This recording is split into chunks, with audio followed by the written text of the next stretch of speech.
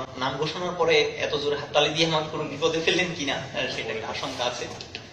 তারপর আমরা একটু সাহস করি।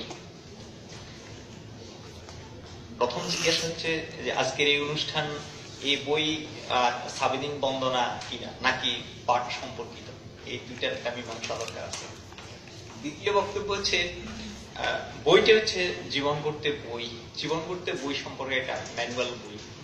এখন কথা হচ্ছে যে এই বই পড়ার গুরুত্ব এত বেশি হবে কেন, এবং সেটা ঢাকা বিশ্ববিদ্যালয়ের মতো একটা প্রতিষ্ঠানে যেখানে দাঁড়িয়ে আমরা কথা বলছি।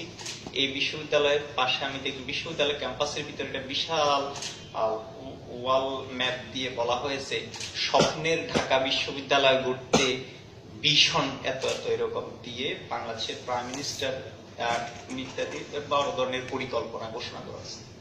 সেখানে দাঁড়িয়ে মানে বই পড়তে হয় কিভাবে, বই পড়ার পদ্ধতি, বই পড়ার উপকারিতা ইত্যাদি ইত্যাদি সম্পর্কে যখন আমরা কথা বলি তার আগে তাহলে কিছু বিষয় আমাদের ফয়সালা করে নিতে হয়। আমি এই সকালে সেই সব অমিষ্ট প্রশ্নগুলো না তুলে আপাতত কিছু কথা বলে যাই। শুধু আপনাদেরকে এটুকু জানিয়ে রাখলাম যে কোথায় না কোথায় আমাদের ক্ষত হয়েছে, যে ক্ষত উদ্ধারের জন্য ঢাকা বিশ্ববিদ্যালয় ক্যাম্পাসেই থেকেই পড়াশোনা করে সাবিদিনকে এই বই লিখতে হয়েছে। যে কোনো কারণে যে কোনো অ্যাক্সিডেন্ট এখানে ঘটে গেছে, আমাদের জাতীয় জীবনে যে কোনো একটা ছিন্ন অমূলতা দেখা দিয়েছে, যার ঔষধ যার প্রতিকার হিসাবে সাবিদিনকে এই বই লিখতে হয়েছে। যদি আজকে এখানে সেই অবস্থা থাকতো তাহলে সাবিদিন নিশ্চিত অর্থে আমার ধারণা সে লিখতো একটা ফিলসফির বই লিখতেন, যেটা নিয়ে আমরা হয়তো কথা বলতাম philosophy in modern world, philosophy east and West, আমরা এইসব কথা বলতাম। হয়তো সে সাহিত্যের বই লিখত, অথবা সে ইতিহাসের বই লিখত, অথবা কোনো বায়োগ্রাফি লিখত, কিন্তু সে লিখেছে একটা জীবন গড়তে বই নাম দিয়ে বই পড়া সংক্রান্ত একটা বই লিখছে না। সুতরাং বই পড়া সম্পর্কিত আমাদের দুরবস্থা সম্পর্কে জানান দেওয়ার জন্য সম্ভবত এই বই একটা একটা স্মৃতি চিহ্ন বটে। সুতরাং এই বই একই সাথে আমাদের জন্য যতটা আনন্দের, সাথে সাথে এই বই আমাদের জন্য ক্ষেত্র বিশেষে বেদনারও। আপনারা ব্যথিত হবেন না, আমি আলোচনা শুরু করছি। জীবন গড়তে বই, প্রথমত হচ্ছে যে আমরা জীবন গড়তে বই আলোচনা যাওয়ার পূর্বে আমাদের একটা জিনিস জানা দরকার যে আমরা জীবন বলতে কি বুঝি। জীবন গড়তে যদি বই হয় তাহলে দেখা যাচ্ছে যে বই এখানে একটা মাধ্যম, জীবন প্রধান। সুতরাং জীবন সম্পর্কে আমাদের পরিচিতি কতটুকু, বা আমি জীবনটাকে কিভাবে বুঝি, আপনি জীবনটাকে কিভাবে বুঝেন, জীবনটা যে যেভাবে বুঝেন তার কাছে জীবন গড়ার মাধ্যম ভিন্ন হতে পারে, এক একজনের কাছে এক এক রকম হতে পারে। কিন্তু জীবন গড়তে বই অনেকগুলো মাধ্যম, অল্টারনেটিভ মাধ্যম দেখা যাচ্ছে, তার মধ্যে একটা মাধ্যম হচ্ছে বই। সুতরাং বইকে একেবারে জীবনের মহৌষধ হিসাবে দেখলে বা একমাত্র মাধ্যম হিসাবে দেখলে সম্ভবত আমরা অনেক মানুষের উপর অত্যাচার করব যারা বইয়ের সংস্পর্শে, বই ছাড়াও যাদের জীবন চলে, জীবন যাপন করে, এবং যারা হয়তো মানব সভ্যতায় বই ছাড়াও ক্ষেত্র বিশেষ অবদান রেখে গেছেন, তাদের প্রতি আমাদের সুবিচার হবে কিনা এটা দেখতে হবে। দ্বিতীয় কথা হচ্ছে যে গঠনের যে কথাটা আছে, গঠন, জীবন গড়া। এখন একটা হচ্ছে জীবন, একটা হচ্ছে গঠন, এটা আরেক কমপ্লেক্স বিষয়। যে জীবন জীবন কি সেইটা সম্পর্কে যদি আমাদের ধারণা স্পষ্ট না থাকে তাহলে আমরা গঠন সম্পর্কিত ধারণা যাব কিভাবে। গড়া জিনিসটা কি, যেটা আছে বা যেটা নেই সেটা তোলা, উত্থান করা, কিংবা যেটা আছে সেটাকে মন মতো সাজানো, সেটা গঠন হতে পারে। এখন জীবন সম্পর্কিত আমাদের ধারণার উপর নির্ভর করছে পরবর্তী ধারণা গঠন সম্পর্কিত আমাদের পথ প্রক্রিয়া। তারপরে আমাদের বই হবে, নাকি সেটা সিনেমা হবে, নাকি সেটা অন্য কিছু হবে। আমি সিনেমার প্রসঙ্গটা একটা মাধ্যম হিসাবে দেখালাম আর কি। অন্য অন্য কিছু হতে পারে, সেটা অন্য কোনো কাজকর্ম হতে পারে যেগুলো বই পুস্তক ছাড়াও যাদের জীবন চলে তারা তাদের মাধ্যম হিসাবে বেছে নেবেন। কথা হচ্ছে যে গঠন, জীবন কি এই সম্পর্কে প্রশ্নটা সাবেদিনে এখানে দর্শনের বই প্রসঙ্গে আলোচিত হয়েছে, সেখানে বলা হয় ওরকম উত্তর দেয়া নাই। জীবনটা আমাদের সামনে এমন এক জিনিস যেটা আমরা জীবনের অধিকারী, কিন্তু এই জীবন যেহেতু আমাদের হাতে নেই, বা আমরা কেউ কাউকে জীবন দিতে পারি না, আবার আমরা আমাদের জীবন নিজেরাও নিজেদেরকে জীবন দিয়েছি এরকম দাবি আমরা করতে পারি না, যার কারণে জীবনকে সংজ্ঞায়িত করা যায় না বিয়ন্ড ডেফিনিশন। তবে কাজ চালানোর জন্য শুধু এইটুকু আমরা বলি যে জীবনটা আমাদের প্রাণী জাগতিক একটা ব্যবস্থাপনা। আমরা যখন আমাদের শরীরে প্রাণ ধারণ করি আমাদের জীবন আছে, কিন্তু কথাটা হচ্ছে প্রাণ ধারণের এই জীবন যদি থাকলেই সেটা তো কুকুর, সিংহ, বাঘ, অন্যান্য প্রাণী সবার আছে। তাহলে প্রত্যেকের জীবন ধারণের জন্য এক একটা মাধ্যমের প্রয়োজন হবে, তার আগে গঠনের প্রয়োজন হবে। কিন্তু কুকুরকে কুকুরের জীবন গড়তে হয় না, আলটিমেটলি কুকুরের জীবন কুকুর হিসাবে তার জীবন গঠিত হয়। বাঘকে বাঘের জীবন গঠন করা লাগে না, হাঁসের বাচ্চাকে কিংবা মুরগির বাচ্চাকে জীবন গঠন করা লাগে না, তাদের জীবন জন্মের সাথে সাথেই গঠিত। এই প্রক্রিয়া মানে একটা সফটওয়্যারে করে দেওয়া কাজের মতো, একটা প্রোগ্রামের মতো, সেটা সাজানো। কিন্তু মানব জাতির দুর্ভাগ্য বলেন আর সৌভাগ্য বলেন, এইটাই তার সংগ্রাম যে তার জীবনকে তাকে গড়তে হয়। যার কারণে একটি মুরগির বাচ্চা সেই জন্মের পরপরই স্বাবলম্বী, কিন্তু একটা মানব শিশু জন্মের পর থেকে অন্তত 2 বছর পর্যন্ত তাকে দুগ্ধ পান করাতে হয়, তাকে অনেক কিছু করতে হয়, এরপর তাকে নার্সিং করাতে হয়, অনেক কিছু করতে হয়। এই কারণে তার জীবনটা গড়তে হয়, গড়ার। এখন কথা হচ্ছে যে এই গড়ার প্রক্রিয়া হিসাবে, গড়ার মাধ্যম হিসাবে, গড়ার জন্য আমরা যে ম্যানুয়াল ব্যবহার করি বা কোনো কিছু উপাদান ব্যবহার করি, সেই সমস্ত একটা হচ্ছে বই। তো বইকে আমাদের দেশে বা আমরা কোথাও যখন আমরা বলি যে বই আমাদের শ্রেষ্ঠ বন্ধুত্বের কথা বলি, কিংবা বইকে যখন আমরা জীবনে সবচেয়ে বেশি ভালোবাসি, যারা ভালোবাসেন সবচেয়ে বেশি ভালোবাসেন তাদের ভালোবাসার প্রতি অবশ্যই আমরা শ্রদ্ধা রাখবো। যারা সবচেয়ে বেশি বন্ধুত্ব মনে করেন বইকে, সেটা তো আমার কোনো আপত্তি নেই। কিন্তু আমার কাছে একটা ভয়ঙ্কর কথা মনে হয় যে এই বইয়ের প্রেম, বইয়ের বন্ধুত্ব আমাদেরকে মানুষের সাথে বন্ধুত্ব কিংবা মানুষের সাথে প্রেম থেকে বিচ্ছিন্ন করছে কিনা। আপনি দেখবেন যদি বই পড়তে পড়তে গিয়ে আপনার স্ত্রীর সাথে কিংবা প্রেমিকার সাথে দ্বন্দ্ব লাগে, বুঝবেন যে এখানে মানুষের সাথে দ্বন্দ্ব লাগছে বই পড়তে গিয়ে। সুতরাং বই প্রাধান্য পাবে না প্রেমিকা প্রাধান্য পাবে, স্ত্রী প্রাধান্য পাবে, এটার মীমাংসা করতে হবে। যদি ওই বই আপনার স্ত্রীর সাথে বান্ধবীর সাথে মীমাংসা করতে সহায়তা না করে, তাহলে যেটা সহায়তা করে তার কাছে যান। কারণ মানুষের সাথে সম্পর্ক নির্মাণের মীমাংসা যে বই দিবে তখন ওই বইয়ে প্রযোজ্য। ফিলসফি, পোয়েট্রি এবং হিস্ট্রি নিয়ে পড়ার মধ্য দিয়ে তাৎপর্যহীন করার কোন সব অর্থ নেই। যার জন্য আমি যেভাবে দেখি, আমি শব্দ উচ্চারণ করতে আমার অনেক সময় ভয় করে। আবার এর মধ্যে প্রচন্ড একটা অহংকার যেমন আছে, আবার মাঝে মাঝে একটু ভালো লাগে, কারণ আমি বলার সাথে সাথে আমিত্বটা একটু মাথা উঁচু করে। আমার মনে হয় যে এই সিঁড়ি থেকে বইয়ের দাম আর বেশি কিছু। এই যেমন এই সিঁড়িটা দিয়ে আপনারা এসেছেন, নেমেছেন, আমরা ওখানে এই সিঁড়িটা, এর থেকে বইয়ের দাম বেশি দিতে গেলে বইয়ের প্রতি এতটা গুরুত্ব আরোপ করে সাথে সাথে আমরা জীবনের প্রতি গুরুত্ব কম দিয়ে দিই। যার কারণে অনেক সময় বই আমাদের জীবনে এত গুরুত্বপূর্ণ হয়ে যায় যে আমরা বই পোকা হই কিন্তু জীবন প্রেমিক হই না। জীবনের প্রেম বাড়ানোর জন্য, জীবন গঠনের জন্য বই। এই জন্য সাবেদিনের এই নামটা আমার ভালো লেগেছে। সেটা হচ্ছে সে বলছে যে জীবন গড়ার জন্য বই, জীবন গড়ার জন্য বই। সুতরাং জীবন গড়তে বইয়ের প্রয়োজন, কিন্তু বইয়ের জন্য যে জীবন নিবেদিত, সে জীবনকে অর্থহীন করেছে। বই যখন জীবনের কাজে লাগে তখন বই সুন্দর, বই ভালো, কিন্তু জীবন যখন বইয়ের জন্য নিবেদিত হয়ে যায় তখন বুঝতে হবে যে এই জীবন রাস্তা হারিয়েছে। সম্মানিত উপস্থিতি, আমি এবার একটু সামনে যাই। এই বইয়ে সাবেদিন খুব সুন্দর করে অনেক কথাবার্তা বলেছেন। এখন এই বই আলোচনা করতে গিয়ে কিছু কথা আমার বলা হয়তো দরকার, আমি একবারে শেষের দিকে বলবো।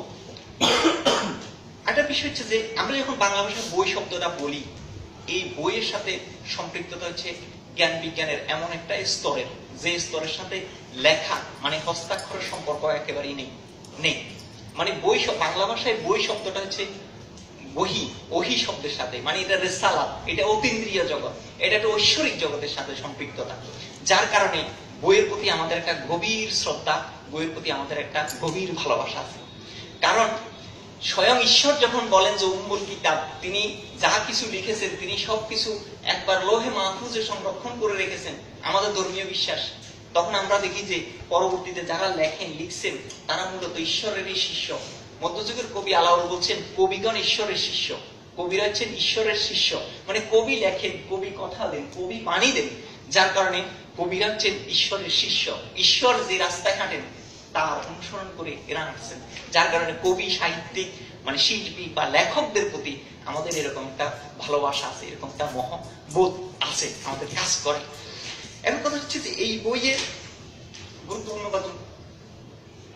একটা গ্লান্স যদি আমরা বলে দেয়, তাহলে লেখক প্রথমে লাইফ, রিডিং, বুক এই সম্পর্কে কিছু বক্তব্য উপস্থাপন করছেন, বই পড়ার পদ্ধতি সম্পর্কে কথা বলেছেন, তারপরে বইয়ের বিচিত্র ধরনের পাঠক পাঠিকা সম্পর্কে কথা বলেছেন, এরপরে এই বইয়ে কোন কোন লেখকের সাথে বা কাদের সাথে এই লেখক বসবাস করতে চান এরকম একটা সেলফ স্টেটমেন্ট দেয়া আছে। আরেকটা জায়গা আছে তার আগে দিয়ে, সেখানে হচ্ছে তিনি জীবন পাল্টে দেয়া 20টা বইয়ের কথা বলছেন, এগুলো সম্পর্কে বলছেন। প্রথম তো বক্তব্য হচ্ছে আমার দুই একটা অবজারভেশন এই বই সম্পর্কে বলি। একটা হচ্ছে যে লেখক বলতে চান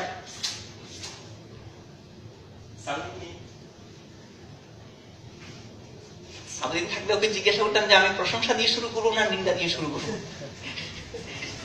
আচ্ছা ঠিক আছে, ও যখন নেই আমরা আপাতত প্রশংসাটাই করে ফেলি। প্রশংসার দিকটা হচ্ছে এই বইয়ের ভাষাগত দিক থেকে সাবলীন এই বই লেখক অনেকটা সংস্কার যখন নেন।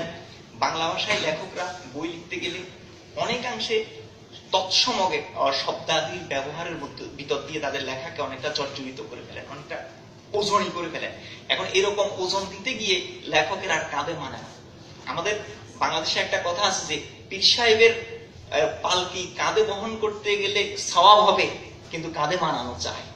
ভালো বই পড়তে গেলে পড়ে উপকার হবে, কিন্তু পড়ার সক্ষমতা আমাদের থাকতে হবে।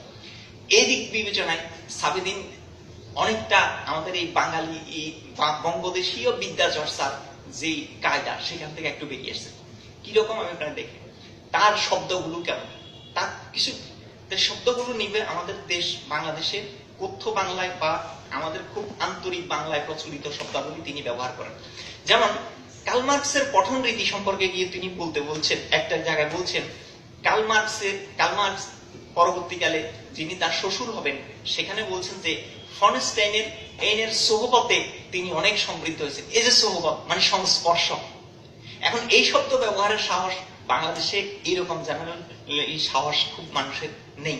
তো সেই ক্ষেত্রে এরকম শব্দাবলীর ভিতর দিয়ে যেমন অনেক গভীরতর অর্থবহ শব্দকে তিনি খুব সংক্ষেপে নিয়ে এসেছেন, তেমনি তার কথাকে পরিচ্ছন্ন বোঝান। আরেকটা শব্দ তিনি ম্যাকিয়াভেলি সম্পর্কে যখন বলছেন যে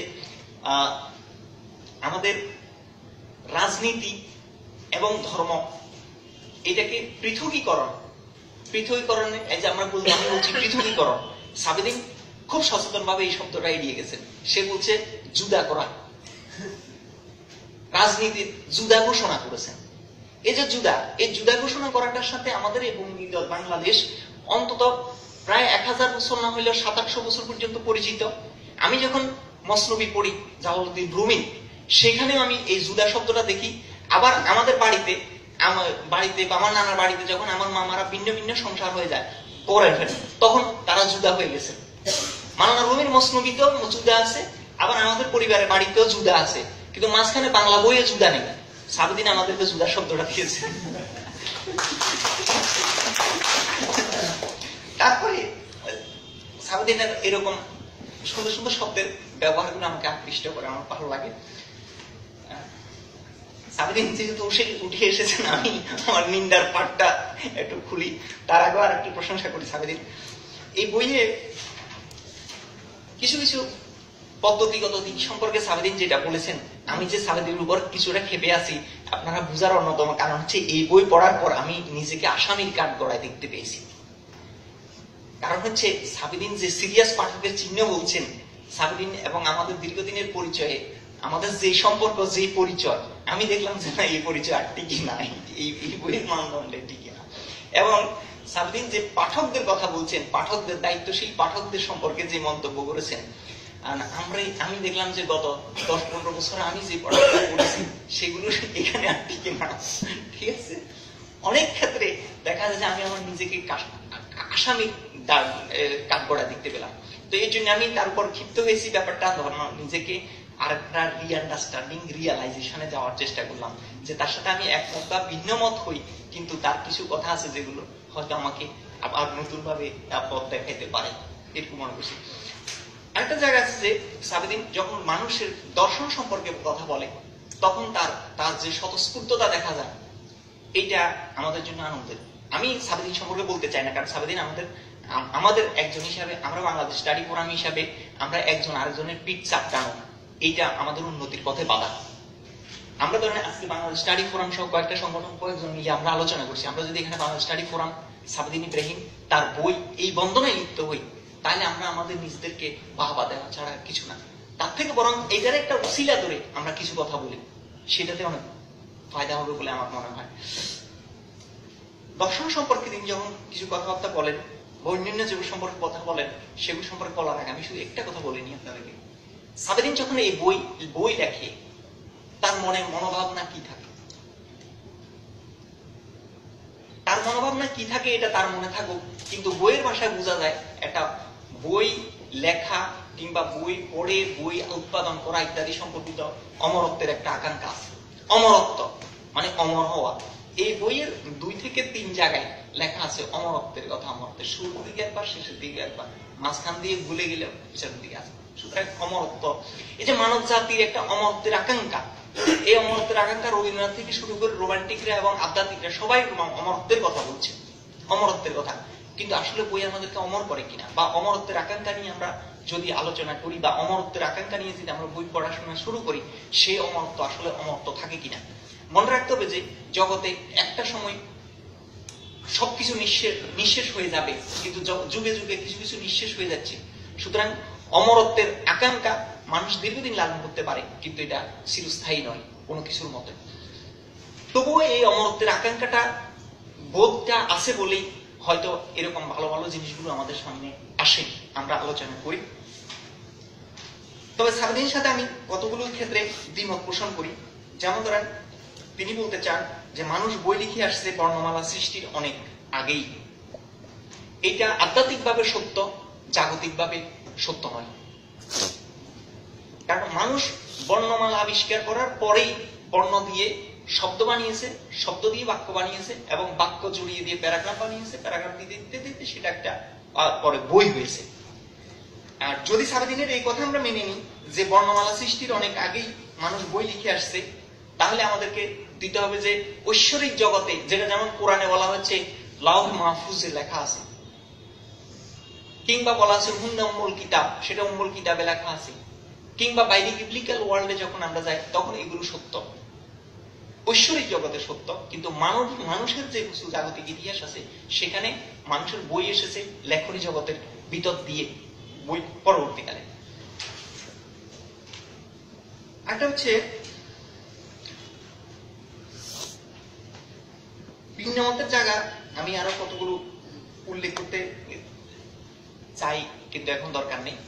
একটা কিছু কিছু জায়গা আছে যেগুলো আমার ভালো লাগার জায়গা, সেগুলো হচ্ছে তিনি বলতে চান যে ঢাকা বিশ্ববিদ্যালয় সম্পর্কে তার একটা প্রশ্ন আছে, ঢাকা বিশ্ববিদ্যালয়ের শিক্ষকরা কেন বই লাইব্রেরিতে যান না বা কেন পড়েন না, এই সম্পর্কটা। এই প্যারাগ্রাফটা সাবেদিন শুধু উল্লেখ করেছে যে, কিন্তু শিরোনামটা যেভাবে বলা হয়েছে আর সেভাবে তিনি এটার পূর্ণতা দেন নাই।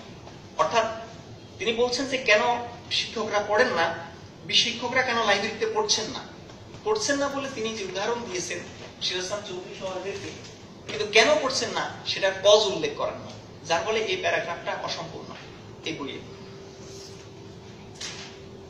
তারপর আরো যে সমস্ত জায়গাগুলো আছে, যে এই বইয়ের আরেকটা জায়গা হচ্ছে মহিলাদের আগে একটা শব্দ আছে মূর্খরা। এটা হলো বাংলাদেশের প্রেস প্রিন্টিং এর যে ভুল কি মারাত্মক জায়গায় এসে যায়, সেটা 89 পৃষ্ঠা এবং 87 পৃষ্ঠায় এটা উল্লেখ দেখবেন। এটা প্রিন্ট মিস্টেকে মারাত্মক ভাবে ভুল। আমরা বাংলা ভাষায় এটাকে জানি যে প্রিন্ট মিস্টেক আছে, তবে এই প্রিন্টিং মিস্টেকটা খুব মারাত্মক ভাবে এসেছে। 87 নম্বর পেজে এটা দেখা যাবে। যেমন বলা হচ্ছে যে, যেমনটা মূর্খরা রমণীকে স্ত্রী হিসাবে গ্রহণ করলে কমবক্ত লোকের পাশে বেশি দিন থাকলে একটা অনুমানের, কিন্তু আসল ব্যাপার হবে যে এটা শব্দটা হচ্ছে মুখরা। আমি প্রথমত মূর্খরা মহিলা হিসেবে যারা গ্রহণ করে ইত্যাদি, মহিলাদের পাশে আশপাশে যারা হাঁটা চলা করেন, ঘর সংসার করেন, তাদের মূর্খতা নিয়ে আমি মুশকিলে পড়ে গেছিলাম। পরে আবিষ্কার করলাম যে না, এটা যারা ঘর সংসার করে তারা মুখরা রমণীর কথা বলা আছে। সারাদিন এটা প্রিন্ট মিস্টেক, এটা হলো প্রিন্ট মিস্টেক। আরেকটা দুর্বলতা বলবো না, সেটাও এই বইয়ে একটা শব্দের 2 ধরনের বানান আছে।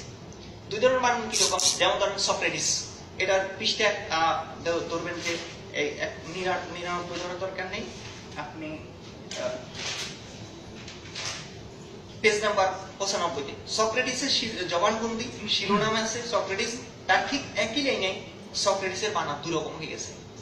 এগুলো হলে একেবারে মাইনর জিনিস। এই মাইনর জিনিসের নিয়ে আপনারা আবার বেশি মনে করবেন না যে আমি এত ক্ষুদ্র ক্ষুদ্র দেই, মানে আমি ছিদ্রান্বেষণ করছি এরকম মনে করবেন না।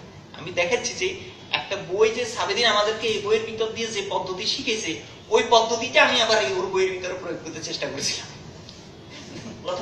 প্রথম অর্ধেক পড়েছি, বন্ধুরা যাওয়ার পরে বললেন যে না, সাবেদিনের পদ্ধতি হচ্ছে। আরেকটা জায়গা আমার খুব ভালো লেগেছে সাবেদিনের, সে যে কথা বলতে চায় যে এত বই পুস্তক পড়বেন, আমরা জানার সময় করবো, কিন্তু শেষ পর্যন্ত আমাদের জীবনটাই হচ্ছে আমরা নিজেরাই হচ্ছে একটা বই। সাবেদিন এই বইয়ের ভিতরে আমি প্রথম যে কথা বলে শুরু করছিলাম যে আমরা বইকে বইয়ের জন্য নিবেদিত করব, না আমাদের জীবনকে নিবেদিত করবো বইয়ের জন্য, নাকি বই আমরা ইউজ করব। তো সেক্ষেত্রে সাবেদিন মীমাংসা দিয়ে দিছে যে যা কিছু পড়েন শেষ পর্যন্ত আপনার নিজেকে পড়তে হবে। এই নিজেকে পড়তে হবার ব্যাপারটা নিয়ে সাবেদিন এই কথা শুনে আমার মনে পড়ে গেছিল তাৎক্ষণিকভাবে এখন ওই যে শেখ ফরিদউদ্দিন আত্তারের কথা। শেখ ফরিদউদ্দিন আত্তার বলছে, খুদ হে তু খুদ, তুমি নিজের ভিতরে নিজেই এক, তুই উম্মুল কিতাব, তুমি নিজে হচ্ছে উম্মুল কিতাব, তুমি হচ্ছে কিতাবের মূল। সুতরাং সাবেদিন যখন দর্শন স্টাডি করে তখন সে মূলত মানব ইতিহাসের দার্শনিক চিন্তাধারার সাথে গভীরভাবে অঙ্গাঙ্গিভাবে জড়িত থাকে। সে যখন কথা বলে তখন কোন দর্শন চর্চাকারী যখন কথা বলেন, তিনি মানব ইতিহাসের চিন্তার ধারায় কথা বলেন। আমার ভালো লাগার অনেকগুলো জায়গা আছে এখানে, সেই জায়গাগুলো দিয়ে আমি শেষ করতে চাই। একটু শেষে একটা জিনিস হচ্ছে যে সাবেদিন বলছেন জীবন পাল্টিয়ে দেওয়া 20টা বই। এই যে 20টা বইয়ের তালিকা দিতে পেরেছেন, এটা বাংলা ভাষা, বাংলা সাহিত্যে আমি যত বই পুস্তক দেখেছি এতদিন পর্যন্ত কেউ তাদের মতো করে কোনো তালিকা প্রকাশ করে, তালিকা দেন তিনি দিয়েছেন। এবং তিনি দিয়েছেন যে এই তালিকা স্ট্যাটিক নয়, এটা পরিবর্তনশীল, এটা পরিবর্তনশীল। এখানে হচ্ছে সাবেদিনের প্রগতিশীলতা। সে ঘোষণা দিয়ে দিছে যে এই তালিকা পরিবর্তনশীল, আগেও পরিবর্তিত হয়েছে, আগামীতেও পরিবর্তিত হবে, কিন্তু মাঝে এখন যেটা আছে পাঠকের সাথে আমি এটা শেয়ার করি। তার এই জীবন পাল্টে দেওয়া 20টা বইয়ের ভিতরে মজার ব্যাপার হচ্ছে সবগুলো বই হচ্ছে পশ্চিমা দুনিয়ার আছে, এশিয়ার আছে, বিভিন্ন দেশের আছে, কিন্তু বাঙালির দুর্ভাগ্য নয়, অন্তত সাবেদিনের বইয়ে একটা সৌভাগ্য ঘটেছে বাঙালিদের। সেটা হচ্ছে এই 20টার ভিতরে, জীবন পাল্টিয়ে দেওয়া 20টা বইয়ের ভিতরে একজন বাঙালির একটা বই আছে, সেটা হচ্ছে যদ্যপি আমার গুরু আহমদ সফা। এই বইটা এখানে স্থান পেয়েছে। তো আব্দুর রাজ্জাকের উপর লেখা আহমদ সফার এই বই জীবন পাল্টিয়ে দেওয়ার মতো কি আছে? আমার নিজের কাছে একটা প্রশ্ন দেখেছি, কি আছে এই বই? তখন আসলে একটা জায়গা আছে যে আহমদ সফা দেখবেন এই বইয়ের একেবারে শেষ অংশে বলছেন আব্দুর রাজ্জাক হচ্ছেন বাঙালি মুসলমানের অহংবোধের প্রতীক। যে বেঙ্গলি মুসলিম পাকিস্তানের অংশ হয়েছে, আবার সেই পাকিস্তান ভেঙে স্বাধীন বাংলাদেশ বানিয়েছেন, সেই বাংলাদেশকে আব্দুর রাজ্জাক যেমন দেখেছেন, পাকিস্তানকে অবজার্ভ করেছেন, আবার পাকিস্তান আন্দোলনে তিনি যোগ দিয়েছেন। অর্থাৎ 3 প্রজন্মের বাঙালির 3 স্টেজকে তিনি অতিক্রম করেছেন এবং এই প্রজ্ঞাকে তিনি ধারণ করেছেন, এবং সেটা তার শিষ্যের সাথে যে শেয়ার করেছেন, ওই শেয়ারিংটা তিনি এখানে উপস্থাপন করেছেন। এই বই আমাদের জাতীয় জীবনের অনেক অমীমাংসিত ঐতিহাসিক জটিলতার উত্তর দিতে পারে। সে বিবেচনায় সাবেদিনের সাথে আমি একমত যে বাঙালিদের অন্য হাজার ভালো বই লিখলেও সত্য কথা খুব বেশি বই লেখা হয়নি। এই বই ক্ষেত্র বিশেষে আমাদের সত্য উন্মোচনের সহায়তা করবে। আরেকটা জিনিস হচ্ছে সারাদিনে এখানে অনেকগুলো বইয়ের ভিতরে বলছেন, যেমন খালিল জিব্রানের প্রফেটের কথা বলছেন। আমি হলে বা অন্য কেউ হলে, আপনি হলে অন্য বই জোগাড় করতে পারেন, অন্য বইয়ের নাম দিতে পারেন। সারাদিন কিন্তু তার ওপেন স্পেসটা রেখে দিয়েছে। যে বইগুলো দিয়েছেন আলকেমি বা history of the western, history of western philosophy, the 100, এগুলো খুব মার্কা মারা। আরো ভালো ভালো ভালো ভালো বই এগুলো তিনি আমাদের সামনে উপস্থাপন করছেন। এই বই আমি ধরে নেন, এই বই যদি বিশ্ববিদ্যালয়ের ছাত্রদেরকে না পড়তে দিয়ে ধরেন, এটা যদি মনে করেন ঘটনাক্রমে সৌভাগ্যক্রমে কোন ক্লাস 8-এর ছাত্র পড়ে, কোন ক্লাস 10-এর ছাত্র পড়ে, তার জীবনে এক বিশাল সৌভাগ্য হবে যে সে পাওলো কোয়েলো, সে ওয়েস্টার্ন ফিলসফি লেখক বার্ট্রান্ড রাসেল, সে সানজু সহ দুনিয়ার সেরা সেরা মানুষের এবং তাদের লেখা বইগুলোর সম্পর্কে একটা প্রাথমিক ধারণা পেয়ে যাবে। এবং এই ধারণাগুলো সারাদিন এমনভাবে ব্যক্ত করেছে যেটা মনে হয় ক্লাস 8-এর একটা ছাত্র যে বাংলা পড়তে পারে তার জন্য যথেষ্ট হবে। আরেকটা খুব ইন্টারেস্টিং এই বইয়ে, সেটা হচ্ছে শেষ অংশে যেটা জড়িয়ে আছে যে আগামী 2 বছরে কাদের সাথে সময়, যেসব শিক্ষকদের সাথে সময় কাটাতে চায়, শিক্ষকদের সাথে সময় কাটাতে চায়। এই যে শিক্ষা, শিক্ষক, এই ব্যানারে আমি খুব ভয়ানকভাবে লক্ষ্য করছি, জানো না, পিছনে লেখা আছে শিক্ষক। মানে এটা, এই শব্দটা বাঙালি জীবনে যেমন আনন্দের, একই সাথে এটা আতঙ্কের। এখন এই যে শিক্ষকদের সাথে সময় কাটাতে চাওয়া, এটা আমাদের জীবনের স্বপ্ন, আমাদের জীবন আকাঙ্ক্ষা, শিক্ষকের কাছে যাওয়া। এবং শিক্ষক জীবনের একটা বড় চাওয়া ছাত্রছাত্রীর চোখের উপরে যে নতুন জীবনের চিন্তা ভাসে সেটাকে আহরণ করা। আপনি যখন ক্লাসে বসেন, আপনার শিক্ষক আপনার চোখের উপর তাকিয়ে আপনার দৃষ্টিতে, শিক্ষক দাঁড়ায় একদিকে, শিক্ষকের চোখ হচ্ছে পিছনের দিকে, ছাত্রছাত্রীর চোখ হচ্ছে সামনের দিকে। ফলে শিক্ষক সবসময় পশ্চাৎপদ, ব্যাকডেটেড, প্রতিক্রিয়াশীল হয়ে যাওয়ার আশঙ্কা অনেক বেশি থাকে। এই কারণে শিক্ষককে সবসময় আপডেট হতে হয়। এখন সে আপডেট হওয়া শিক্ষক যারা, তাদের সংস্পর্শ পাওয়ার জন্য ছাত্রছাত্রীকে আবার ব্যাকুল থাকতে হয়। এখানে হচ্ছে শিক্ষার আনন্দ।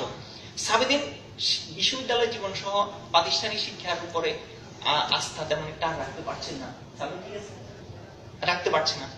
এরকম আমরা অনেকে আস্থা রাখতে পারি নাই বলেই আমরা বাহিরে অনেক পড়াশোনায় মনোযোগ দিয়েছি, ক্লাস ইত্যাদিতে ফাঁকি না দিলেও পড়েছি। যতটুকু পড়া দরকার ছিল, যতটুকু সুবিচার করা দরকার ছিল, সেটা সুবিচারের পর্যায়ে না পড়ুক কিন্তু আমরা ছেড়েছি। কিন্তু আমরা এর বাহিরেও বাহিরের শিক্ষক আমরা খুঁজেছি ঢাকা বিশ্ববিদ্যালয় ক্যাম্পাসে থাকতে। আমাদের সাথে আমার এবং সাবিদিনের আমাদের যে পরিচয় হয় এই ইউনিভার্সিটি ক্যাম্পাসে, বা আমাদের শহীদুল্লাহ আছে, আমাদের শাহপরান আছে, আমাদের সানজিদা বাড়ি আছে, এখানে আপনারা যতজন আছেন প্রত্যেকে যাদের সাথে আমাদের যাওয়া পরিচয় হয়েছে, এগুলো আমাদের পঠন পাঠনের মধ্য দিয়ে, জ্ঞানের মধ্য দিয়ে আমাদের পরিচয়। আমি জানতে চাই, তুমি জানতে চাও, তুমি আমাকে জানো, আমি তোমাকে জানি। এই যে জানাজানি লেনদেনের মধ্য দিয়ে আমাদের সেই পরিচয়, সেই পরিচয়ের জায়গা থেকে আমরা ভিন্ন ভিন্ন জায়গায় আমরা আমাদের শিক্ষক আবিষ্কার করেছি। সাবিদিন পুরো ওয়ার্ল্ড হিস্ট্রি খুঁজে তিনি আগামী 2 বছরের জন্য তার শিক্ষক আবিষ্কার করেছেন। এবং তার এই জার্নিটা আমার কাছে খুব ইন্টারেস্টিং মনে হয়েছে এই অর্থে যে পুরো সেই গ্রিক থেকে শুরু করে একবারে টুডেস ওয়ার্ল্ড পর্যন্ত নিয়ে এসে তিনি দেখেছেন যে এই দর্শনের সাথে তিনি সময় কাটাবেন আগামী 2 বছরে।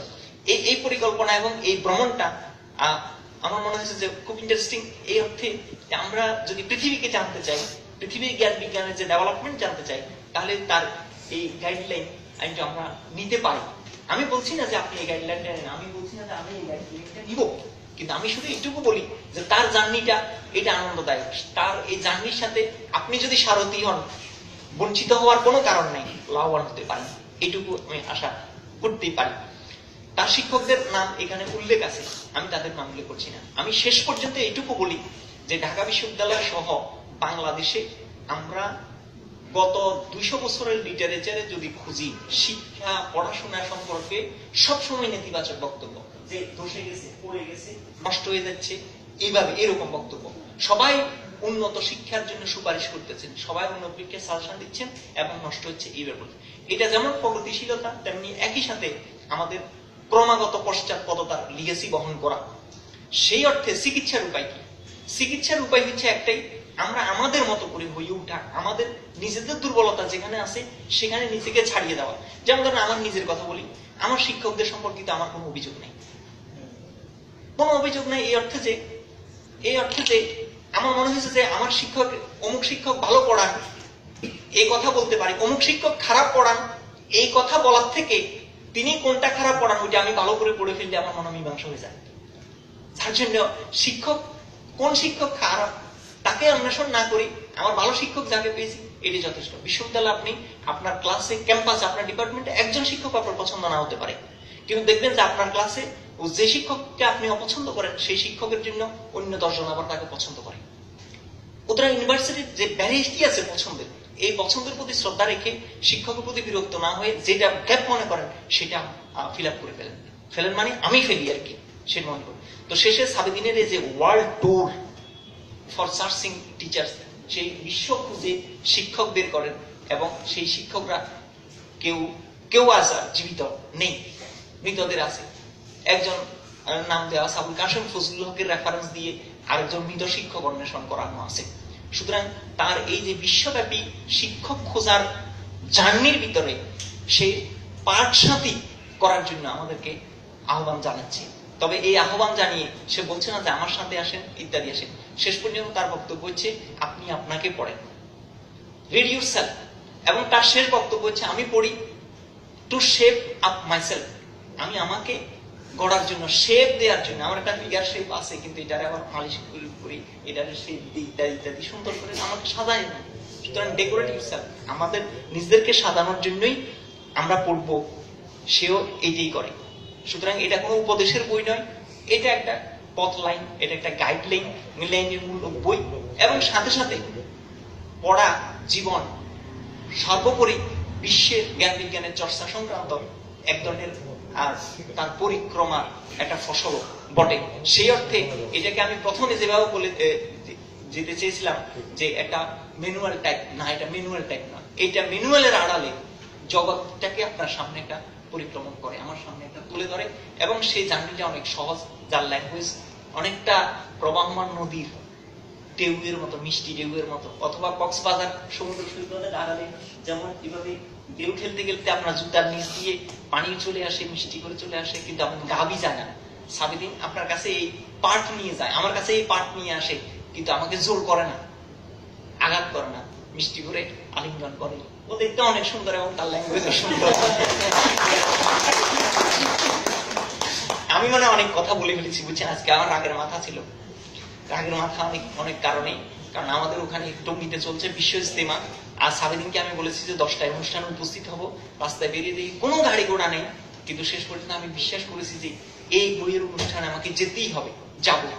তো অনেক রাগ খেপা নিয়ে আপনাদের এই অনুষ্ঠানে উপস্থিত হয়ে এত জ্ঞানী গুণীজন, এত ধৈর্যশীল মানুষদের চোখ দেখে আমার সব রাগ ঠান্ডা হয়ে গেছে। এবং আমি ইজতেমাবাসীদের জন্য দোয়া করি। আপনাদের সবাইকে অসংখ্য ধন্যবাদ জানাই। আমার আলোচনা এখানে শেষ করলাম।